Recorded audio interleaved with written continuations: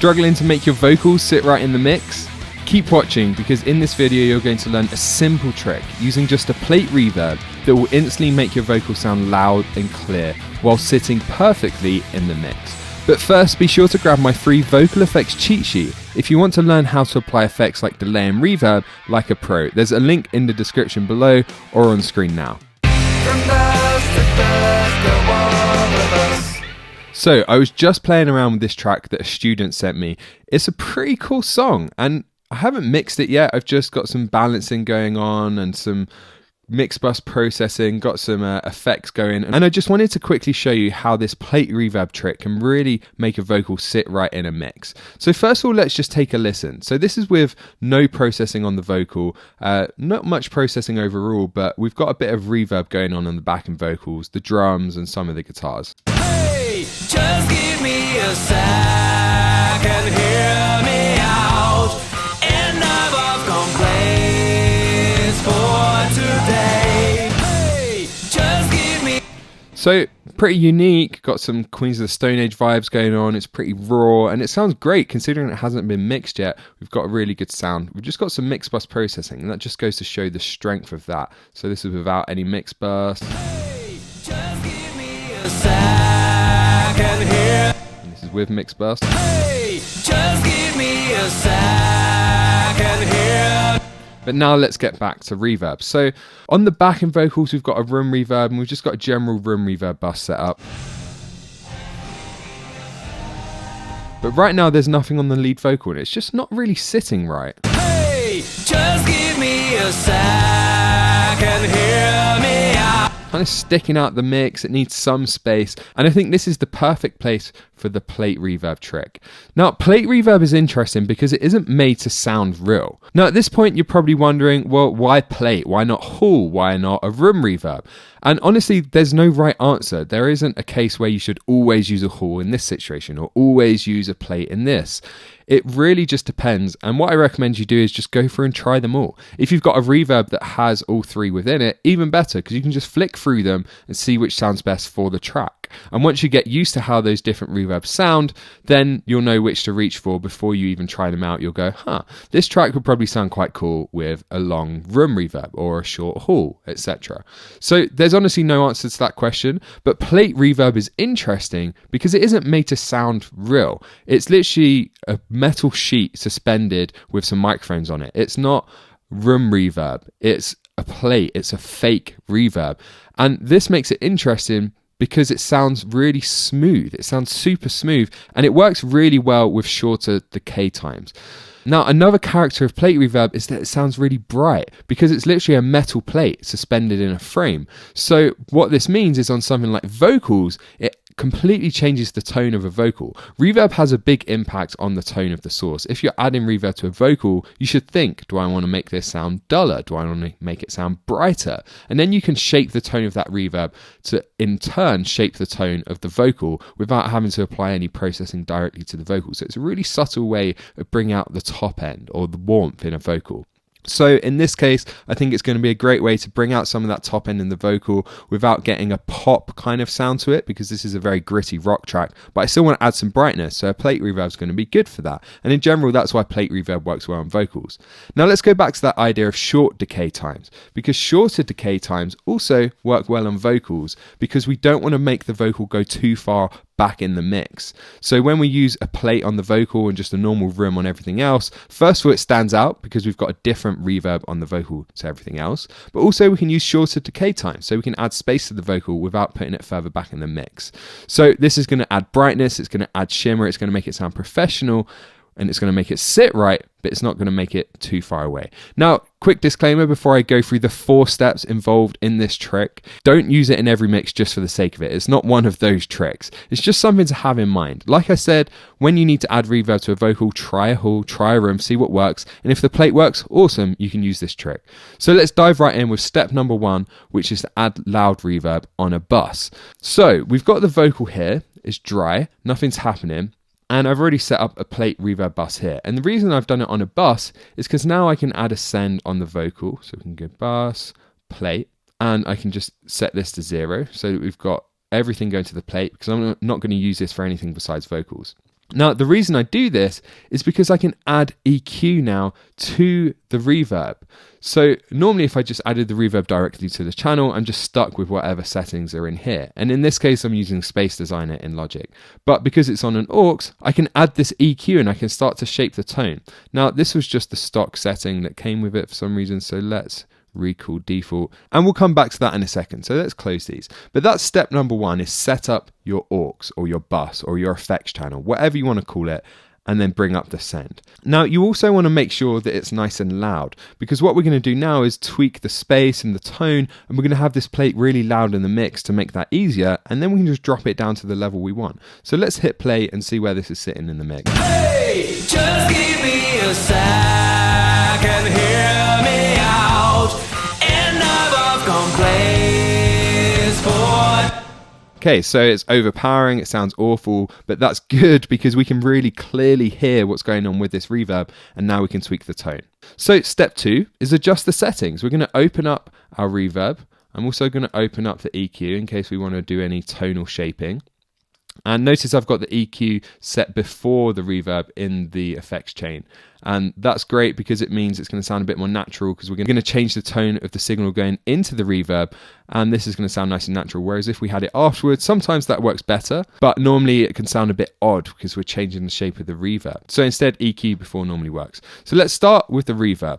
Now, in Space Designer, I've got a few different options for plates. So the first thing I'm going to do is just scroll through these and see which sounds best in the context of the track. Hey, just give me a second, hear me out. Enough of complaints for today. Hey, just give me a second, hear me out. So already some thoughts there. This longer plate is starting to sound a bit more like a room reverb. I think I've actually got my room set quite short, so it's getting close. I think the room's around 1.5 as well. So that's a bit too long. And this medium one, even though it's called the vocal plate, Hey, just give me a sec. it might work in a lot of situations, but in this case, I actually really like the sound of that short drum plate. Hey, just give me a second, hear me out. It's just got a really interesting characteristic, and I think it sounds cool in the context of the mix. So the next thing is to think about the tone. Now, like I said, this vocal is a bit muddy. We haven't actually done any processing on the vocal yet, but I can start to shape the tone already with this reverb. So I could cut some of that mud, and let's try boosting some of that top end. And you can be quite aggressive if you want, because this is going before the reverb. Hey, just give me a second, hear me out. Enough of complaints for today. Hey, just give me a second, hear me out. Enough of complaints. So getting rid of some of that body, some of that muddiness, and really boosting that top end. Let's compare. So this is with no EQ. Hey, just give me a second. And this is with. Hey, just give me a second, hear me out. So it's really cleaned it up, and let's just get rid of some of that low end as well. Hey, just give me a second, hear me out. Cool. Then finally, step 4 is to set the level.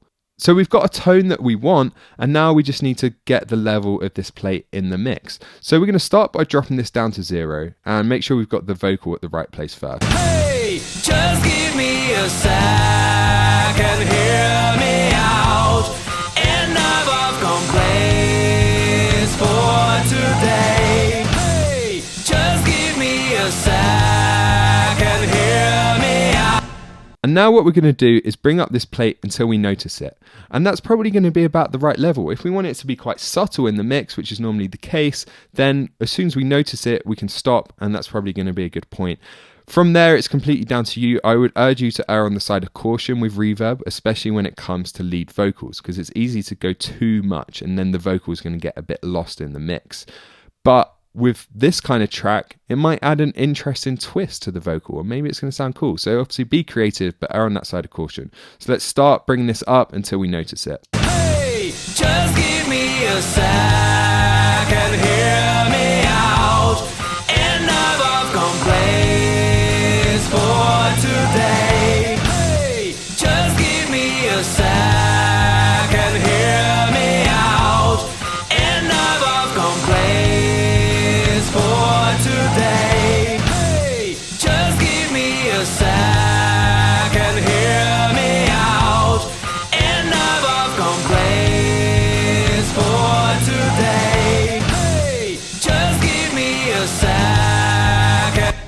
So it's pretty subtle, but let's just mute it and go back and forth a few times to see what it's doing to the track. Hey, just give me a second, hear me out.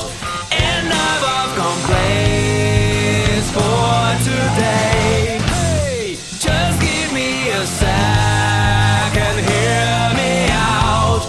Enough of complaints for today. Still making the vocal sound a little bit duller, so let's try exaggerating this EQ. Hey, just give me a second, hear me out. Enough of complaints for today. Hey, just give me a second, hear me out. Enough of complaints for today. Hey, just give me a second. And there you go, that's pretty much there. Now we might want to do some final tweaking. Now that we've got it at the level we want, we could experiment with those different settings again. Hey, just give me a second, hear me out. Enough of complaints for today. Hey, just give me a second, hear me out. Enough of complaints for today. Hey, just give me a second, hear me out.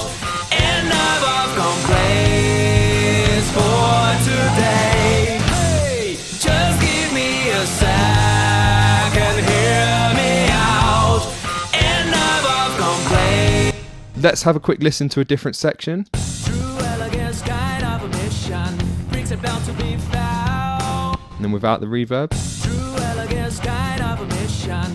Brings it bound to be found. A great attitude, but hey, no condition. When the looks do not bound. Troublemakers, beef and liars, whose connections are nil. He made a moment to bail on the journey, right on the cusp of the thrill. So it's definitely adding that shimmer that we want. It's bringing out that top end and adding some space to the vocal without putting it too far back. And I think in the context of this track, it really works. We'll have to see what happens as I move forward. Once we've got the vocal sitting at a better point tonally, this might change. But I just wanted to show you that trick because I think it's a really quick and easy way to make your vocal sit right without putting it too far back in the mix. So now that you know how to apply plate reverb, there's of course so much to learn about applying effects to vocals because it's such an important part of getting that vocal right. When you get the vocal right, the whole mix is going to sound better. But you need to understand how to use other forms of reverb and also delay if you really want to make your vocal sound professional. So that's why I put together a free vocal effects cheat sheet for you. You can download it, reference it, use it, learn more about the different effects, and that's going to help you to make sure your vocals sound awesome every single time. So there's a link in the description below or on the screen now. Just head to that link, it's completely free and you can download that. So now I want to hear from you. What's your favorite reverb to use on a vocal? Or do you use delay? Leave a comment below, tell me more, and I'd love to hear from you. That's all from me. See you same time, same place next week, and remember, create regardless.